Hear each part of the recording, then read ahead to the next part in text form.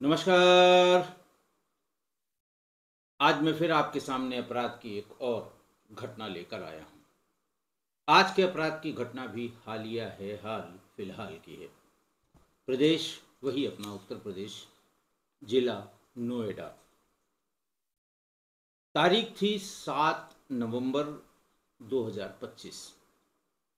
नोएडा के सेक्टर 39 के बरौला गांव से थोड़ा आगे एक नाले में एक शव बरामद हुआ जो सफेद रंग की चादर में लिपटा हुआ था। शव महिला का था। उसमें सिर नहीं था और दोनों हाथ की हथेलियां नहीं थी। पैरों में एक एक बिछिया, यानी पैरों की बिछिया जिसे कहते हैं, जो पैर की बीच वाली उंगली में सामान्यतः पहनी जाती है, चांदी की ये पहनी जाती है। कुछ लोग जो बहुत जिन सामर्थ्यवान हैं वो सोने की भी पहन सकते हैं, लेकिन ऐसा कहा जाता है कि सोने को पैर में पहनना अशुभ होता है, लेकिन फिर भी कुछ लोग पहनते हैं। लेकिन सामान्य रूप से 90% महिलाएं बिछिया पहनती हैं, क्योंकि ये श्रृंगार माना जाता है महिलाओं का। और ख़ासकर शादीशुदा महिलाएं बिछिया जरूर पहनती हैं, और किसी धार्मिक प्रयोजन में किसी धार्मिक प्रयोजन के समय नई बिछिया पहनती, क्योंकि बहुत महंगी ये नहीं होती चांदी की।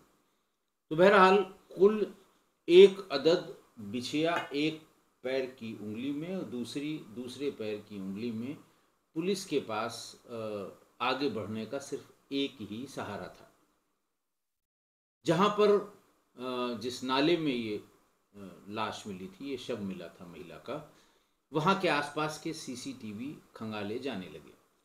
डीसीपी थे यमुना प्रसाद, यंग आईपीएस अफसर हैं नोएडा के।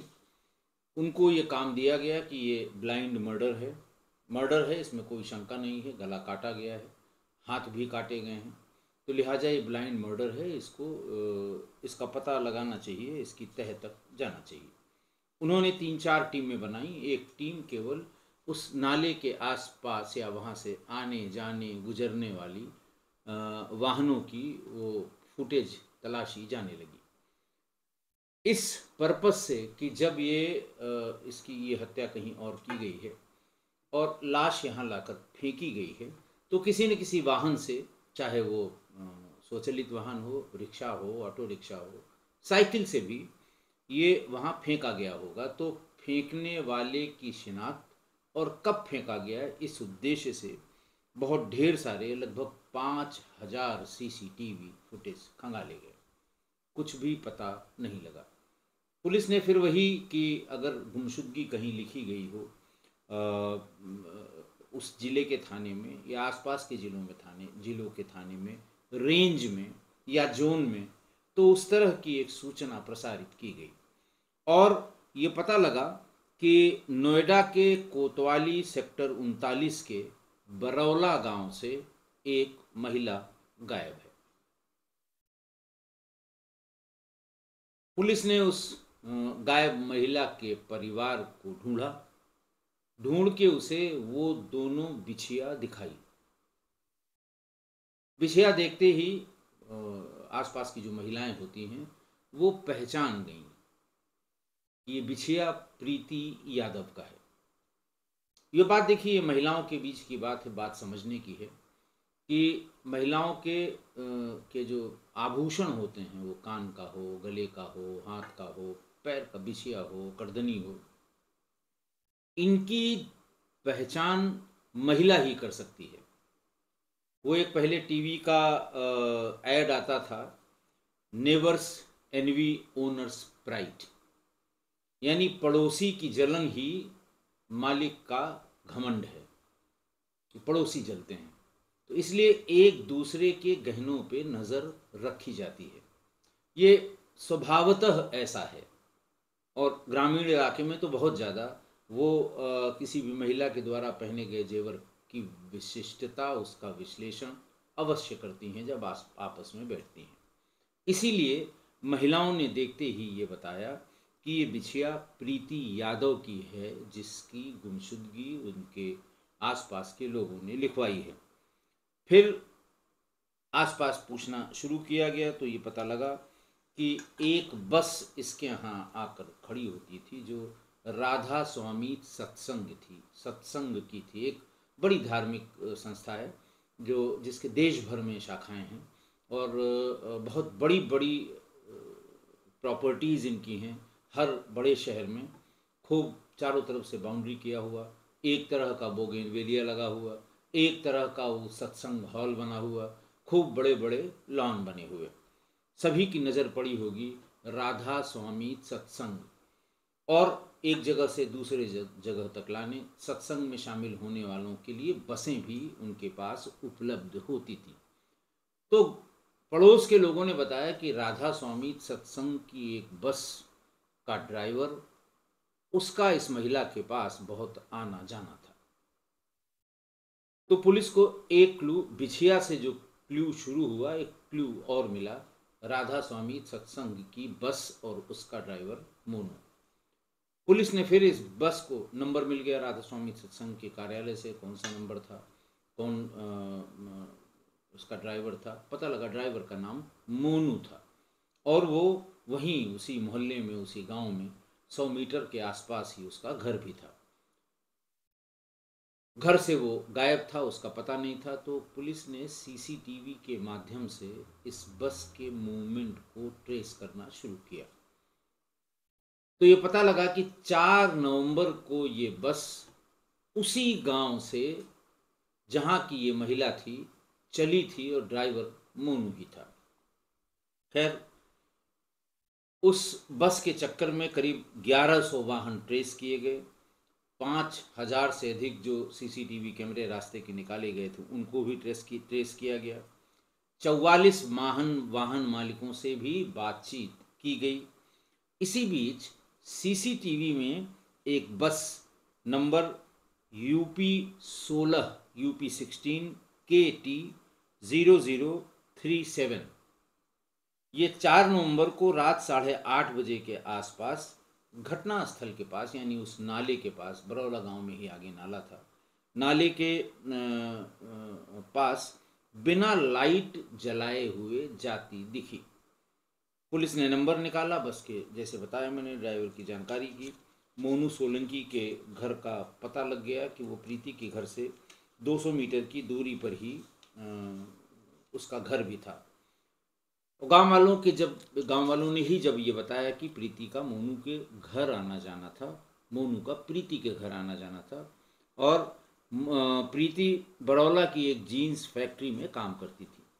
इसी फैक्ट्री में मोनू की माँ भी काम करती थी और मोनू की माँ और प्रीति एक ही शिफ्ट में, एक ही सेक्शन में काम करती थी, इसलिए उनमें आपस में जान पहचान थी। और इसके बाद प्रीति का मोनू के घर आना जाना शुरू हो गया। प्रीति जब भी फैक्ट्री जाती थी तो पहले मोनू के घर जाती थी, उसकी माँ के साथ, उसकी माँ को साथ लेके तभी वो फैक्ट्री जाया करती थी। बहरहाल पुलिस ने अभी पिछले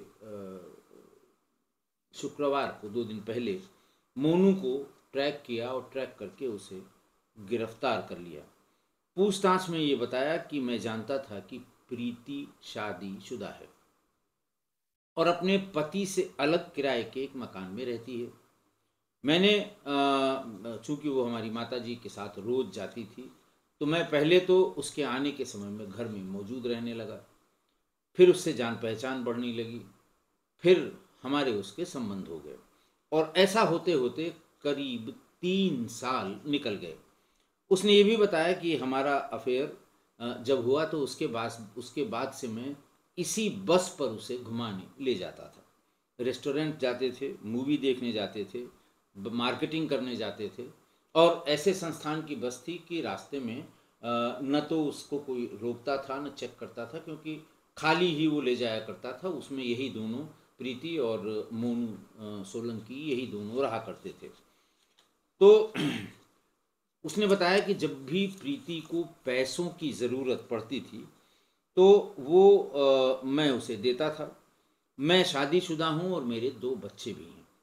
ये बात प्रीति भी जानती थी, क्योंकि वो, उसका घर में मेरी माताजी की वजह से बहुत ज़्यादा आना जाना था।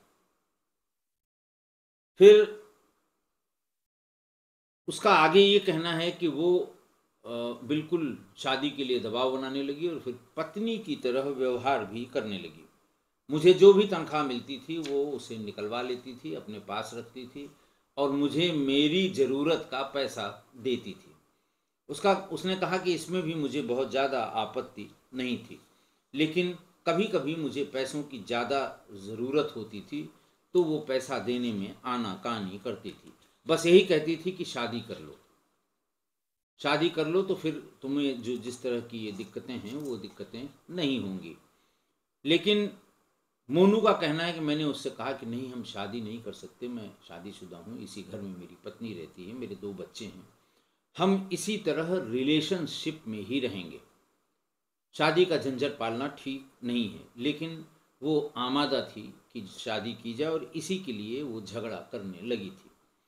पिछले 6 महीने से उसने मुझे अधिक परेशान करना शुरू कर दिया और अब वो ब्लैकमेल पर उतर आई।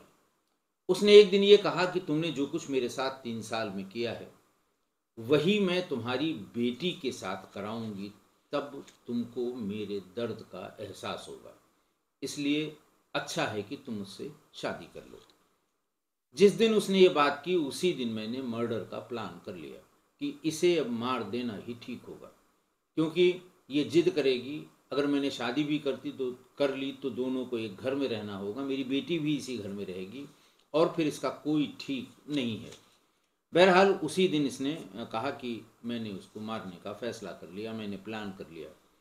उसके घर से ही, उसके घर में एक गणासा था, चूँकि मैं बराबर आता जाता था, मुझे पता था कि गणासा उसका किस जगह रखा हुआ है।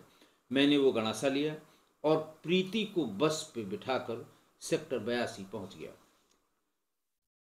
उसने बस की एक सीट में पीछे एक सामान के नीचे उस गणासे को छिपा दिया और उसे लेकर सीधे एक रेस्टोरेंट में पहुंचा। उस रेस्टोरेंट में उसने मैगी खाई और खुद एक उसको मैगी खिलाई और खुद एक पराठा खाया। उसके बाद फिर भीतर कुछ प्यार की बातें उसने शुरू की। प्यार की बातें क्या, बेसिकली वो मौके की तलाश कर रहा था, उसी सिलसिले में उसने कुछ प्यार की बातें की। और जैसे ही उसका मुंह दूसरी तरफ हुआ, सीट के नीचे रखे हुए उस गणासे से एक ही वार में मैंने उसके सिर को धड़ से अलग कर दिया। मैंने ये सोचा कि इसको हम ऐसी जगह फेंक देंगे, इतना बड़ा नोएडा है, दिल्ली है, इसकी कभी पहचान नहीं होगी, फिंगरप्रिंट से इसकी पहचान हो सकती है, क्योंकि आधार में फिंगरप्रिंट है। मतलब जितना उसका दिमाग चल सकता था उसने दिमाग चलाया और उसकी दोनों हथेलियां काट ली कि ये फिंगरप्रिंट ही इसका, हाथ ही निकाल दो, फिंगरप्रिंट का बवाल ही नहीं रहेगा। फिर उसने उसके उसी बस में सर को धड़ से अलग किया, उसी बस में दोनों हथेलियां काट कर हाथ से अलग की और उसी बस में उसके सारे कपड़े उतार दिए। डर वही कि कहीं कपड़ों से इसकी पहचान न हो जाए। बिछिया पर उसकी नज़र नहीं गई और न ही शायद उसने ये सुना होगा कि बिछिया से भी किसी की पहचान हो सकती है। बहरहाल चेहरे पर उसने उसी गणासे से 4-5 वार किए ताकि चेहरा उसका डी शेप हो जाए, क्योंकि उसे अलग जगह फेंकना था। न्यूड डेड बॉडी को एक चादर में लपेट कर नाले में फेंक दिया। इसके बाद उसका कपड़ा, सिर, हथेलियां और गणासा एक पॉलीथीन में भरा और गाजियाबाद के सिद्धार्थ विहार के एक सूखे नाले में फेंक दिया। फिर बरौला आकर उस बस की सफाई की, क्योंकि पूरी बस में प्रीति का खून पूरी बस में फैल गया था। उसकी अच्छी तरह से सफाई की। पकड़े जाने के बाद उसने सिद्धार्थ विहार गाजियाबाद के उस नाले से गणासा, कपड़ा, सिर, बस में बिछी हुई मैट और वो बस भी बरामद कर ली। फॉरेंसिक टीम ने उसकी जांच की, सैंपल जुटाए और आरोपी को जेल भेज दिया गया। संभवतः आज ही जेल भेजा गया। आज की घटना देखिए। फिर लिव इन रिलेशन में वही हुआ जो होता आ रहा है। जाने कितनी घटनाएं मैंने लिव इन रिलेशन के बारे में आपको बताई होंगी। लड़की ने 3 साल लिव इन के बाद जब शादी का दबाव बनाना शुरू किया, किसी भी लिव इन रिलेशन में जब भी लड़की, क्योंकि लड़की को ही लगता है कि उसका भविष्य खराब हो रहा है, बहुत लंबा समय हो गया लिव इन में, अब शादी हो जानी चाहिए। तो जैसे ही प्रीति ने मोनू पर शादी का दबाव बनाना शुरू किया, बस मोनू के दिमाग में आया कि मैं शादीशुदा हूँ और अब ये गले पड़ ही जाएगी, तो उसकी हत्या का प्लान कर लिया।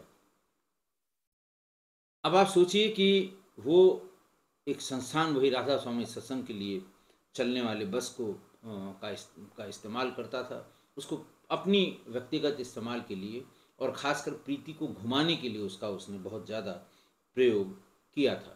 और वो जानता था कि जैसे ही मैं ये कहूँगा कि घूमने चलते हैं, वो फ़ौरन बस में आ जाएगी। राधा स्वामी सत्संग जैसे प्रतिष्ठित धार्मिक संस्थान के लिए वो बस चलाता था और सत्संग में भी रहता था। भाई जिन सत्संगियों को लेके गया है वो सत्संग में बैठे हैं, वो भी वहीं आस पास कहीं बैठता था। सत्संग खत्म होने के बाद सत्संगियों को फिर बस में लेकर उन्हें उनके गंतव्य तक छोड़ा था। इस संस्थान के जो स्कूल हैं उनके बच्चों को भी ले जाने का काम ये किया करता था। ये उसी बस में प्रीति को बिठाकर रेस्टोरेंट ले गया, वहाँ मैगी खिलाई उसको और फिर उससे प्यार की बातें करने लगा। लेकिन इस प्यार की बातों के पीछे उसका शैतानी दिमाग कुछ और सोच रहा था।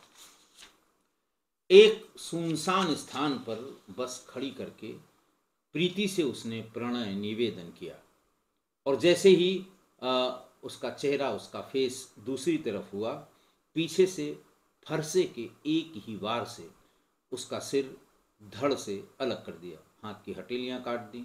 सोच वही कि फिंगरप्रिंट से इसकी पहचान न हो जाए। फिर उसके सारे कपड़े उतार दिए कि कहीं कपड़े से उसकी पहचान न हो जाए। फिर उसे उन कपड़ों को और हाथ की हथेलियों को, इन सब को एक बैग में रख दिया और उसके बाद फिर उन्हें ले जाकर एक सूखे नाले में फेंक दिया। कपड़ों को उतारने का कारण वही था, मैंने बताया। लेकिन अब आप ये सोचिए कि इस पूरी कवायद में उसने कितनी निर्ममता की, कितना विभत्स दृश्य रहा होगा अगर आप उसकी कल्पना करें। प्रणय निवेदन के बाद एक पोजीशन पर आने पर सिर को धड़ से अलग कर देना, फिर दोनों सीटों के बीच का जो पैसेज है उसमें लिटा देना, फिर उसके दोनों हाथ काट लेना, फिर उसको निर्वस्त्र करना और फिर उसे एक सफ़ेद चादर में, एक पॉलीथीन उसके ऊपर एक सफ़ेद चादर में बांध लेना। बाकी कटे हुए अंगों को, दोनों हथेलियों को, धड़ को, फरसे को, इन सब को एक बैग में रख लेना। अब आप ये भी सोचें कि जिसके साथ 3 सालों से संबंध रहा हो, शारीरिक संबंध रहा हो, और उसी देह से अनगिनत बार उसने प्यार किया होगा और अनगिनत बार उसी देह से उसका लगाव हुआ होगा और उसी देह के उसने टुकड़े टुकड़े कर दिए। ये पूरी कार्रवाई एक प्रतिष्ठित धार्मिक संस्थान के बस में की गई, जिसमें आते जाते वक्त बेचारे सत्संगी या भगवान का सत्संग करने वाले, भगवान का नाम लेने वाले लोग यात्रा करते रहे होंगे। उसी बस में जिसमें ये सत्संगी यात्रा करते रहे होंगे या आगे भी जिन्होंने किया होगा, वो पूरी बस खून से भर गई। सीधे अपने गांव ले गया, वहाँ से खून को धोया और फिर आराम से सो गया जैसे कुछ हुआ ही नहीं। प्रीति का भी इतिहास पुलिस ने टटोला तो ये पता लगा कि इस व्यक्ति के यानी मोनू के संपर्क में आने से पहले उसने 2 अलग अलग व्यक्तियों से शादी की। पहले एक व्यक्ति से संबंध बनाए, फिर दबाव बना के शादी की, फिर उसको छोड़ा, फिर दूसरे से संबंध बनाए, दूसरे से शादी की, उसको छोड़ा। और अब वही प्रोसेस मोनू के साथ वो रिपीट करने के लिए बिल्कुल तैयार थी। उसका प्लान, एज पर प्लान वो चल रही थी। संबंध बनाए और उस पर दबाव बनाया, उसकी तनख्वाह लेने लगी और बड़ा पैसा वो इस पे खर्च करने लगा। और फिर वही शादी की बात, उन दोनों के साथ, उन दोनों जो पति जिनको छोड़ा गया था उनसे भी पुलिस ने संपर्क करके उनका बयान लिखा, तो दोनों ने ही बताया कि ये सब उसने पैसे के लिए किया। जब भी उसने छोड़ा, ब्लैकमेल करके छोड़ा, ये कह के छोड़ा कि तुम्हारी कुछ फ़ोटोग्राफ हमारे पास हैं और हम उनको सोशल मीडिया पे अपलोड करेंगे, इतना पैसा दो, मैं तुम्हारी ज़िंदगी से चली जाऊंगी। पैसा लिया और चली गई दूसरे के साथ भी यही किया और फिर उसको भी छोड़ के इस तीसरे के साथ चली आई। वो दोनों नौकरी पेशा नहीं थे। मोनू नौकरी पेशा था, ड्राइवर की नौकरी करता था, एक संस्थान में नौकरी करता था, एक निश्चित रकम, एक निश्चित तनख्वाह उसको मिलती थी जिसको वो रख लेता था। तो उसे ऐसा लगा कि ये सोने का अंडा देने वाली मुर्गी है, निश्चित समय पर ये पैसा हमको दे देता है और जब तक ये रिटायर नहीं हो जाता हर महीने हमको पैसा मिलता रहेगा। फिर उसने शादी का दबाव बनाना शुरू किया, लेकिन इस बाकी सब चीज़ें मोनू उसकी मानता रहा और तनख्वाह भी उसी को पूरी ले जाके देता था, जबकि उसकी पत्नी और बच्चे उसके पास उसके घर में रहते थे।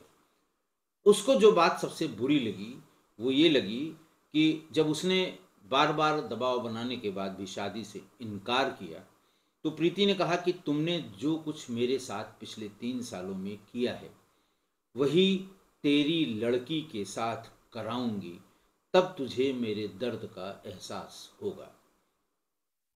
प्रीति की इस बात से मोनू को एकदम, जैसे कहते हैं, झटका सा लगा, धक्का सा लगा, क्योंकि मर्द खुद चाहे जो करे, चाहे कर्म करे चाहे कुकर्म करे, लेकिन अगर उसके बच्चों पर, चाहे वो लड़का हो या लड़की हो, ऐसा होने या होने की संभावना मात्र हो, वो बर्दाश्त नहीं कर सकता। तमाम घटनाओं में मैंने आपको बताया है ये बिल्कुल नाकाबिले बर्दाश्त है किसी बाप के लिए। इसलिए उसने उसी समय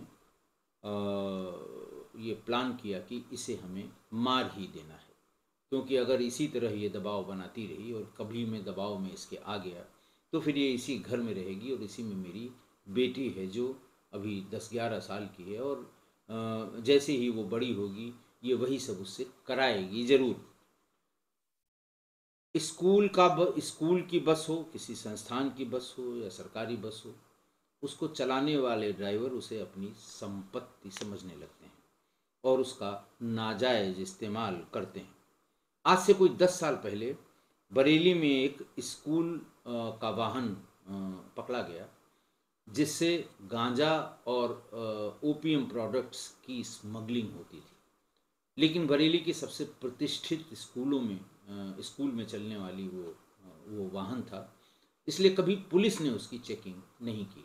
वो तो जब गैंग पकड़ा गया और फिर इस बस के इस स्कूल वाहन का प्रयोग का पता लगा, तब फिर उसके खिलाफ कार्रवाई की गई और तब जब पुलिस ने इस पूरे रैकेट का भंडाफोड़ किया। तो इसलिए बस के ड्राइवर, चाहे वो किसी स्कूल के हों, किसी संस्थान के हों और किसी या सरकारी स्कूल बस के ड्राइवर हों, उन पर नज़र रखा जाना बहुत ज़रूरी है। जिस समय उनका काम ख़त्म हो जाए, बस को संस्थान के भीतर या पार्किंग स्थल जहाँ कहीं हो खड़ा करा लिया जाए। जो सुपरवाइज़र है उसको एक बार चेक कर ले, चेक करने के बाद ही उसे वहाँ से जाने देना चाहिए। कहने का आशय ये कि उन पर कड़ी नज़र रखने की आवश्यकता है, वरना वो अपना ही समझते हैं उसे कि वो मालिक हैं उसके, और फिर उसका गलत इस्तेमाल किया जाने लगता है। आशा है आप मेरी इस बात से सहमत होंगे। आज के लिए इतना ही। बहुत बहुत धन्यवाद।